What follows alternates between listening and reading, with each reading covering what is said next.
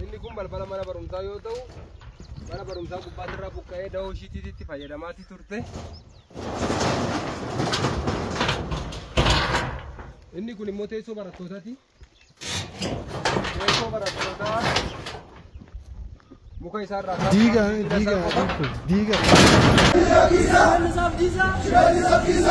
He's a killer. Abiy Ahmed. Who's ICC? Your boss. Zawad in Oromia. Your boss. Zawad in Ethiopia.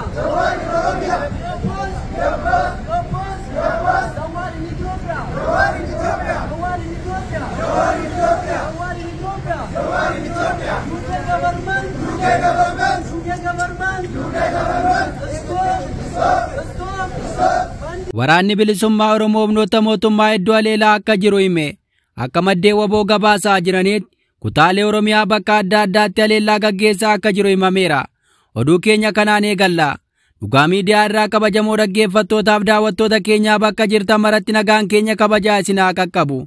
Oduu biroo farqaa qabnuun UK'tti hawaasni Oromoo hiriira ba'uun ajjeechaa bilchiginnaan raawwataa jirtu balaaleffachuu, ajjeechaan godina Arsiitti raawwatame amantaa fi gosummaa irratti kan bu'uurame miti jedhamu, namoonni faayinaansii biyyaalessaa irratti shira hojjetan 12 to'atamu, Itoophiyaa yaa'ii jijjiirama haala qilleensaa 32ffaa akka keessummeessitu filatamuu fi dhuma oduu keenyaan ammoo addunyaan gara jabummaa Sudaan keessatti raawwatamaa jiru dhaabsisuu qaba jechuun mootummoonni gamtooman gaafachuu ka jedhu isin dhageessifna.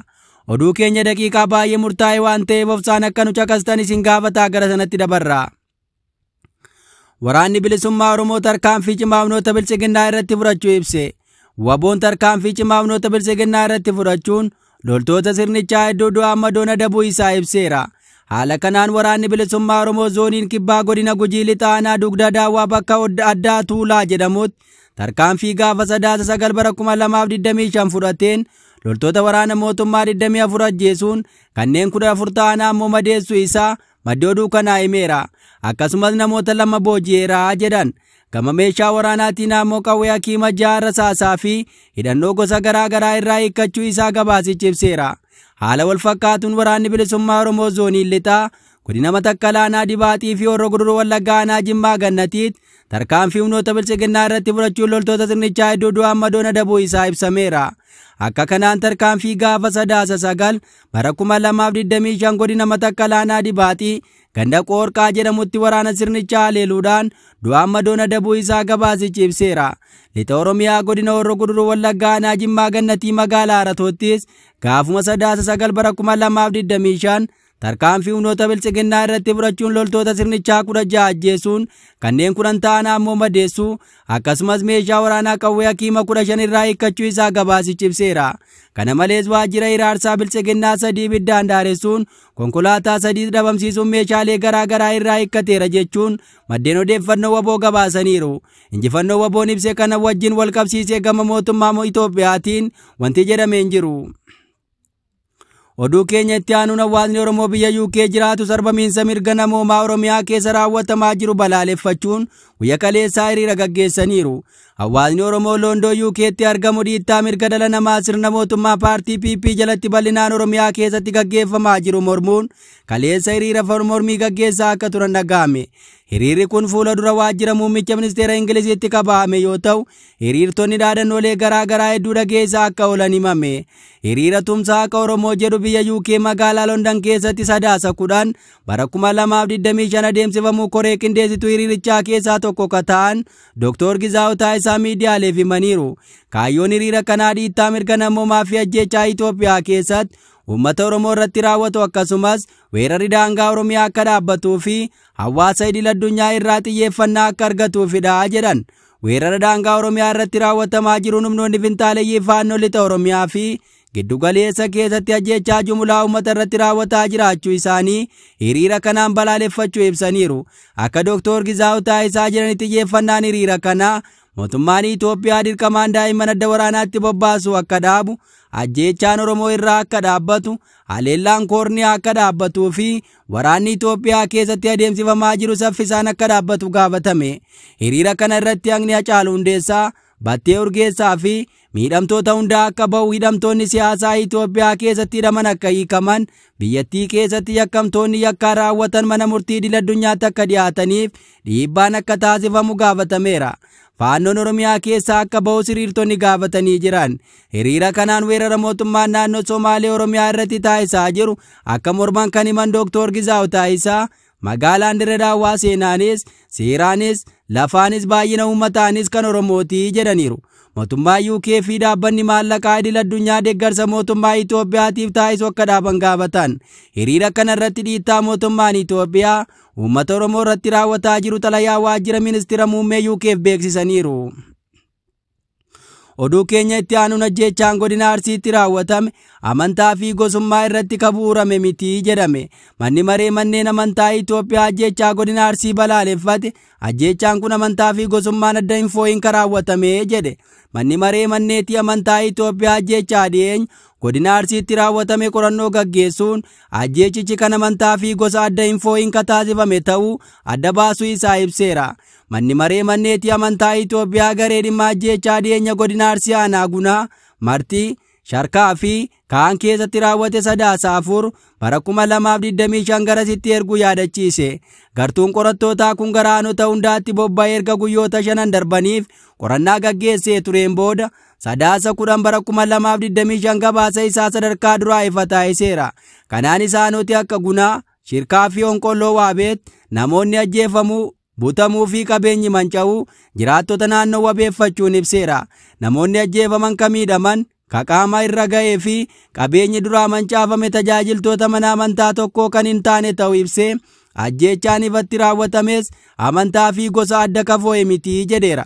Koreen kun ibsa isaan eenyummaa namoota taatee kana raawwatanii ilaalchisuun ragaa inni jiraattota irraa argadde jedhes balaa kana kageessisan qaamota maqaa garaa garaatiin waamaman kan yeroo rakkoon nagaa yoo mudatu sochii qaamolee nageenya naannichaa ilaaluun haleellaa dhaqqabsiisanii battala dhokatan ta'uu ibse. Kanaan dura ji'a onkoloolessaa darbe keessa aanoti godina Arsii garaa garaa keessatti xinnaatu namoonni 25 ajjeefamuu manni amantaa Ortodoksii Tawaahidoo Itoophiyaa ibsuun gabaasuun keenya kan yaadatamu. Manni amantaa Ortodoksii Tawaahidoo Itoophiyaa onkoloolessa 29 bara 2025 ibsa baaseen godina Arsii aanoti adda addaa keessatti kan ajjeechaa kanaan miidhaman hordoftoota mana amantichaa ta'uu ibsuun isaa kan yaadatamu. Mana amantaa Ortodoksii Tawaahidoo Itoophiyaa dabalatee ajjeechaa kana booda mootummaan lubbuu namoota nagaa badaa jiru akka tiksu gaafachuun kan yaadatamu. Odeessa keenya birootiin namoonni faayinaansii biyyaalessaa irratti shira hojjetan 112 to'atamanii jedhame. Tajaajilli odeeffannoo fi tika biyyaalessaa Itoophiyaa karaa haaromsa dinagdee mootummaan hojiirra oolche faallessuun namoota karaa qindaa'aa ta'een sharafa alaa irratti shira hojjechaa turan jedhe to'annoo jala oolchuu hime. Tiki biyyaalessaa karaa qindaa'aa fi icciitiin isaa eegameen odeeffannoo funaanuuf hojjechaa turuu isaa ABC'n gabaaseera. Tajaajila tikaaf odeeffannoo biyyaalessaa, tajaajila nageenya faayinaansii, poolisii federaalaa, qaamolee nageenya naannolee fi heeruu uummataa fayyadamuun namoota faayinaansii biyyattii irratti shira hojjechaa turan hordofaa turree jedhe. Tiki Itoophiyaa lammiilee Itoophiyaa 112 fi lammiilee biyyoota alaa adda addaa to'annoo jala oolchuu hime. Gochaa seeraan alaa waliin hidhata akka qaban lakkoofsa herrega baankii namoota 519 uggurameera. Akkasumas qabsiifni ragaa ta'uu walumaan to'annoo jala ooleera jedhe. Daddabarsa awwaalaa seeraan alaa, daddabarsa maallaqaa, sharafa biyya alaa, hojii gibiraa fi maallaqa seeraan alaa seera qabeessa fakkeessuun hojjechaa turan.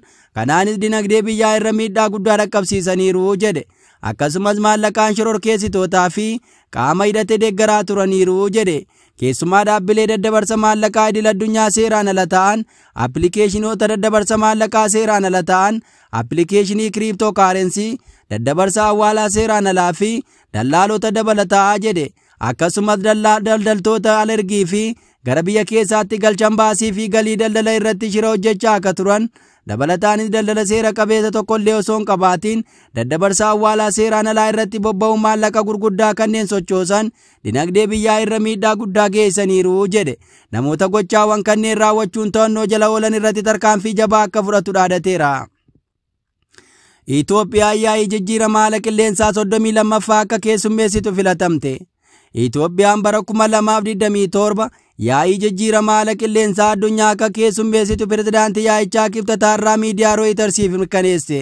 Filannoon keessummeessituu yaa'ii jijjiirama haala qilleensaa 31ffaan bara dhufu gaggeeffamuuf ammallee walii galtee xumuraa irra hin gahamne. Haa ta'u malee yaa'ii bara 2026 kanaaf biyyoonni akka Awustiraaliyaa fi Turkiin saganticha qopheessuuf wal dorgomaa jiran.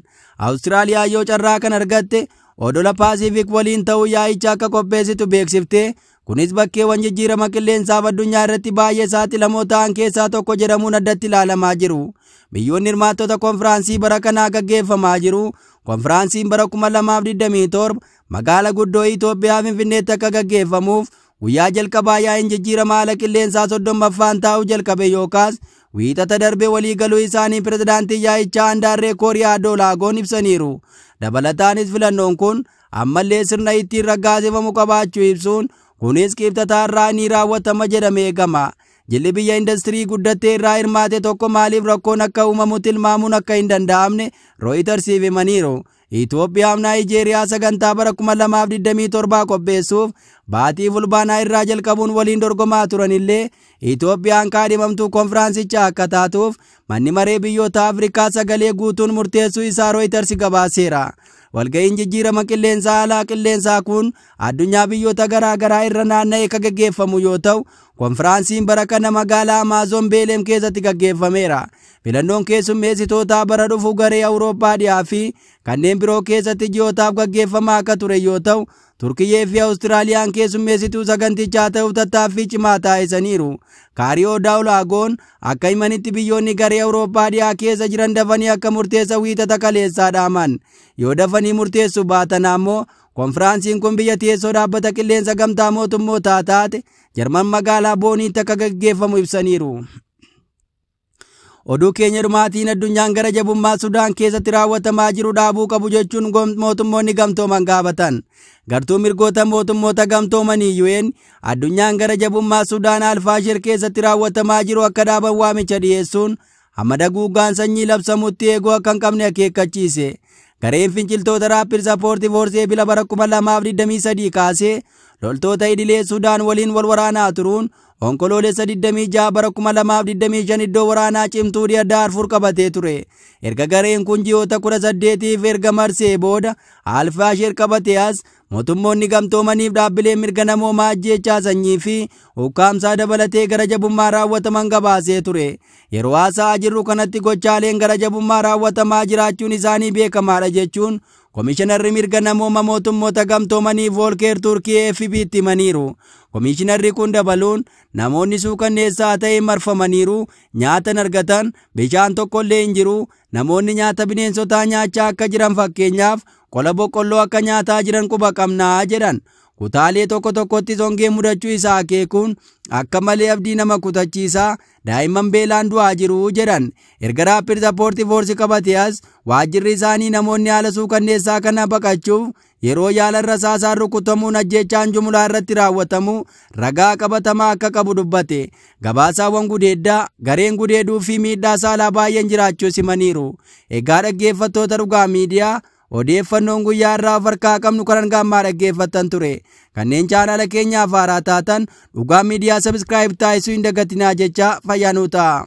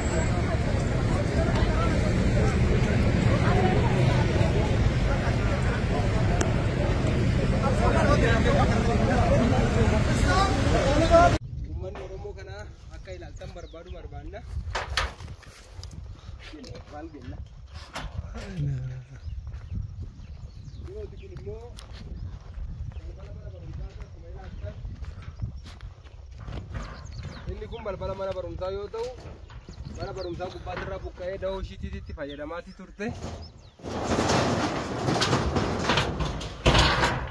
Inni kun immoo teessoo barattootaati. Teessoo barattootaa muka isaarraa diiga.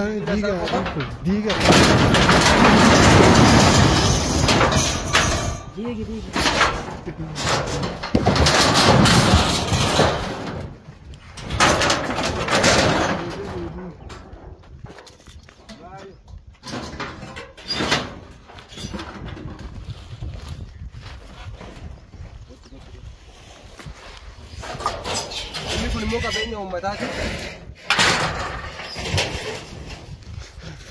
Ayya. Ini dah tinggal dari here.